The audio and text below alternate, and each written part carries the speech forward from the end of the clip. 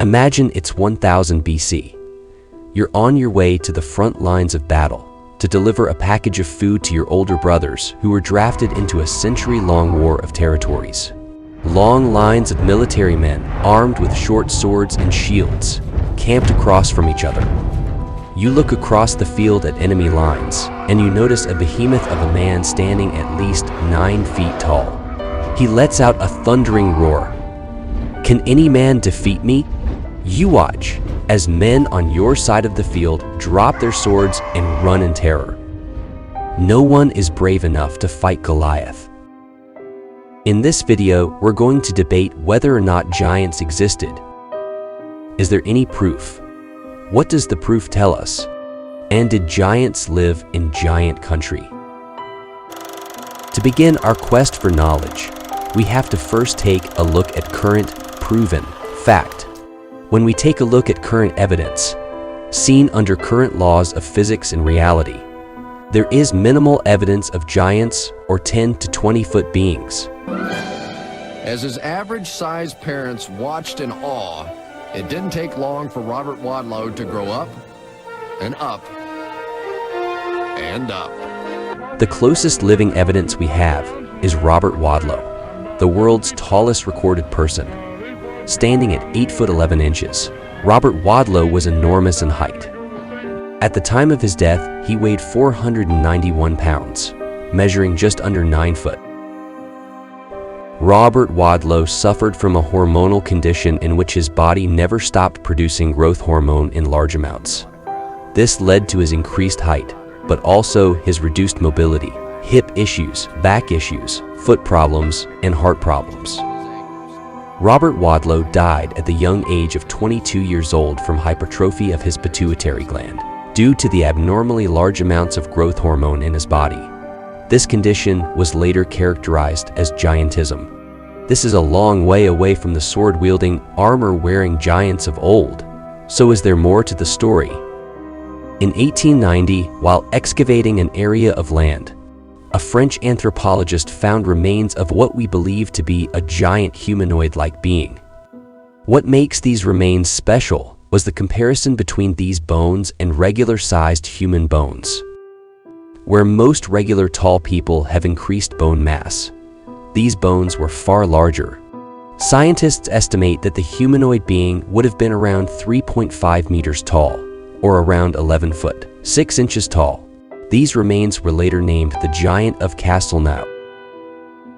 4 years later, in 1894, press accounts mentioned that further discoveries were made at a prehistoric cemetery in Montpellier, 5 kilometers southwest of Castelnau.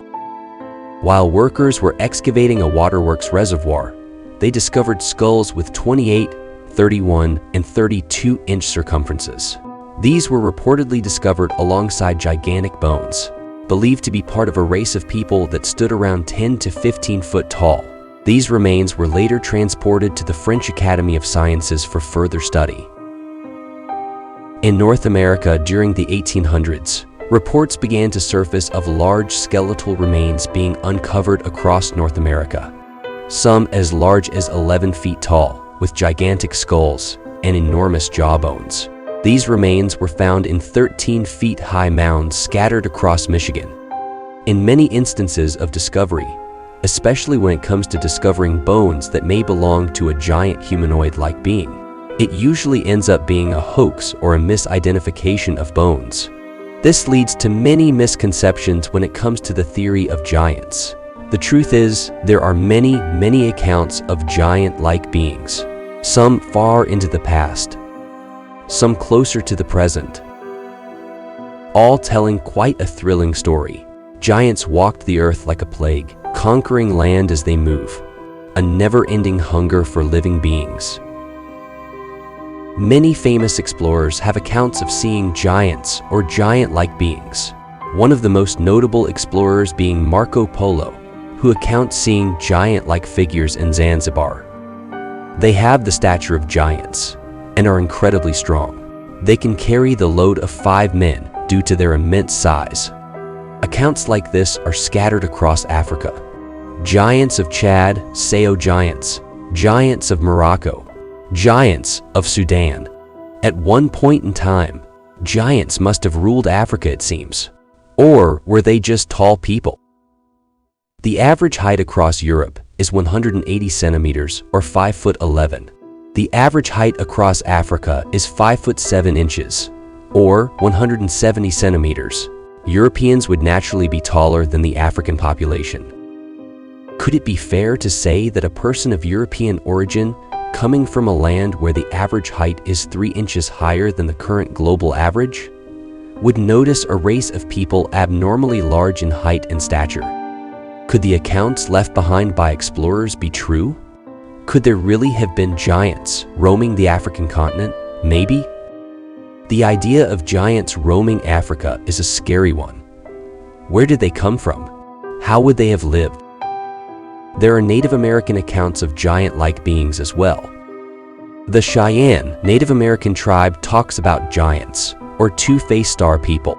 Other tribes talk of a similar race of being that roamed North America. The Christian Bible talks about a giant-like race called the Nephilim, who lived before and after the Great Flood. Genesis 6 verse 4 says the Nephilim were on the earth in those days, and also afterwards, when the sons of God went to the daughters of humans, who bore to them.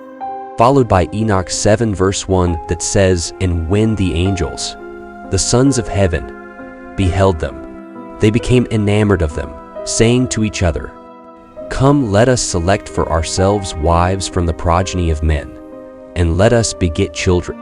Skip to verse 11 of Enoch 7. It says, "And the women conceiving brought forth giants, whose stature was each 300 cubits. These devoured all which the labor of men produced, until it became impossible to feed them." It speaks about how fallen angels and earthly women came together and produced the giant race. Greek mythology talks about a time where giants once roamed the lands, beings from the sky, children of Uranus. Is it possible that Earth was once ruled by giants? Is it possible that we could have forgotten our past encounters? How could such a large section of our past be removed from history? Or is it all just fairy tale? Turns out, giants don't live in giant country. If you liked this video, consider giving us a like and subscribing. We'll see you soon. In the meantime, stay curious.